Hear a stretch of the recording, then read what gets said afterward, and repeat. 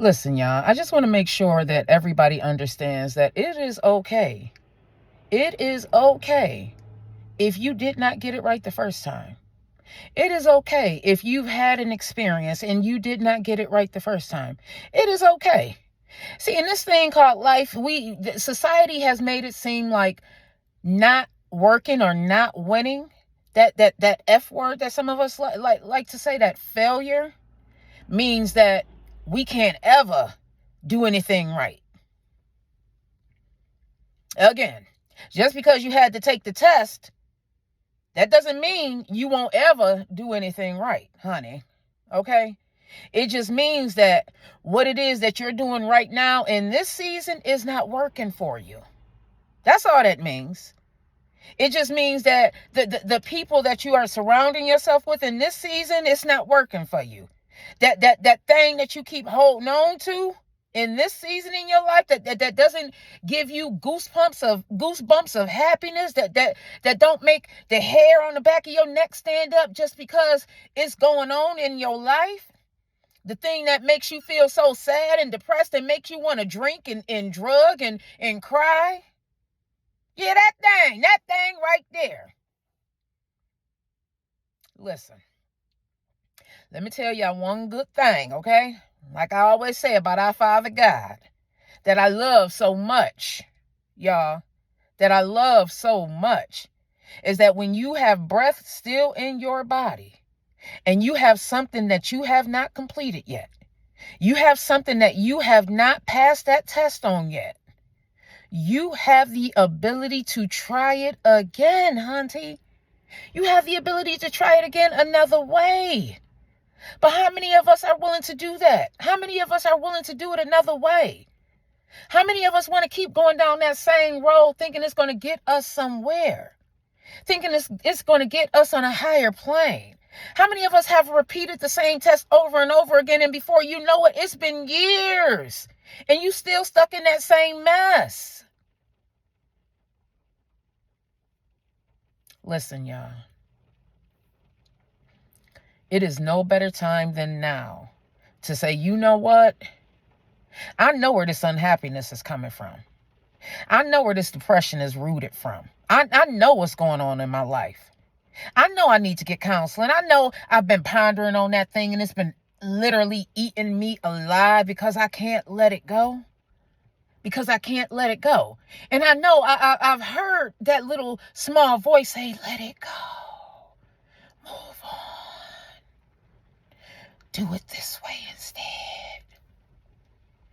Try it this way instead. You know, if you make a little curve right here, you might get on your road again. You know, you were on that road already, but you decided to veer off because you thought you saw something shiny and bright and something that made you happy in that moment. But then the more you were in it, the more you stayed in it, the lonelier and unhappy you became. The more depressed you became. Yeah, it seemed all shiny and bright at first. But the more you held on to it, the more blood was drawn, because now you getting pricked. Now you getting hurt behind it. But you still want to hold on to it because before you know it, it's a part of your life. Before you know it, you feel like it represents who you are. Before you know it, you living that thing out and you don't know how to let it go. You don't know the steps you need to take to go on another journey. You don't even think that you can go on another journey because you held on to it so tight that you feel like it's rooted in your skin, that you feel like it's rooted in your soul, and you feel like, oh, it's me. It's me. What do you mean? I can't let this thing go. Because it doesn't this represent who I am? I could have sworn that God gave it to me. I could have sworn that this was my blessing. When all the while, honey, it was a part of the lesson. See, when we are going to a higher elevation in this thing called life, honey, when we are going to a higher plateau, when we are going up that mountain, We are learning to breathe as our altitude increases. We have to learn how to breathe up there. Because the higher the mountain. Am I talking to somebody right now? I feel like I'm talking to somebody. Because I know this ain't just for me. The higher up you go, honey. Listen.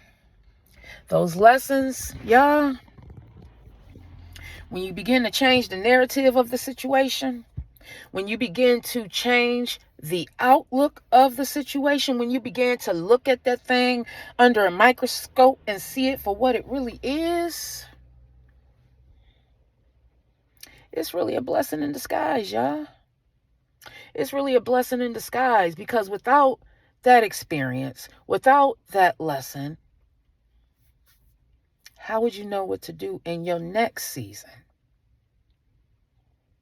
I'm going to say it one more again. Without that lesson, that experience that you had, good or bad, how will you know what to do in your next season? See, the thing about these tests, y'all, is that once we get it, you're not going to have to repeat it again. And if it comes up, you go already know how to pass. Those red flags that you see, when you not feeling like it's a part of your purpose, when you aren't feeling like it's feeding life into you, and you see it for what it is, no matter what it is, when you actually see it for what it is, it turns out in your favor. It turns out in your favor. You'll see things start gravitating towards you that's actually for you. When you unlock that better self, as Funky Dineva says, when you unlock that better self, what you're going to get is better. You're going to get better. But how can it happen if you're not willing to unlock your better self, honey?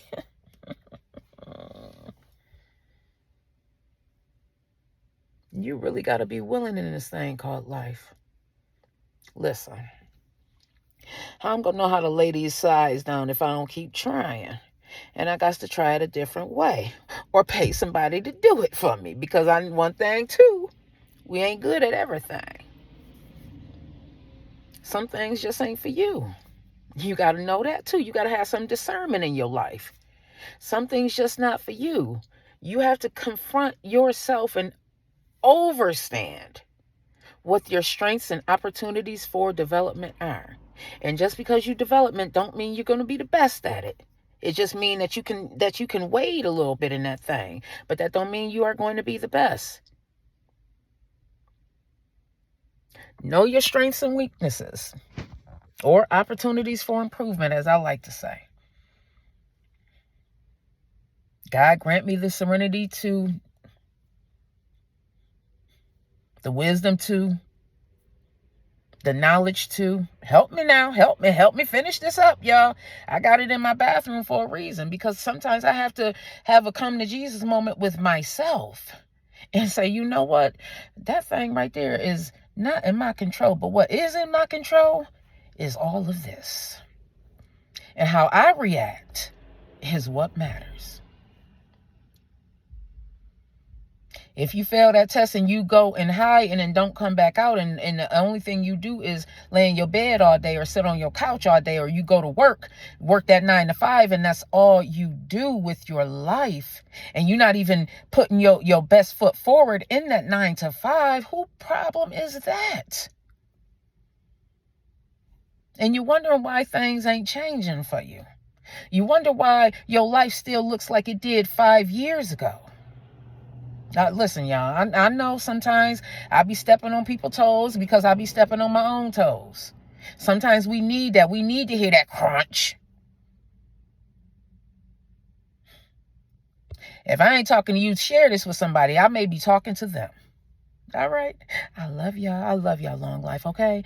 Have a wonderful, wonderful, wonderful, wonderful on purpose.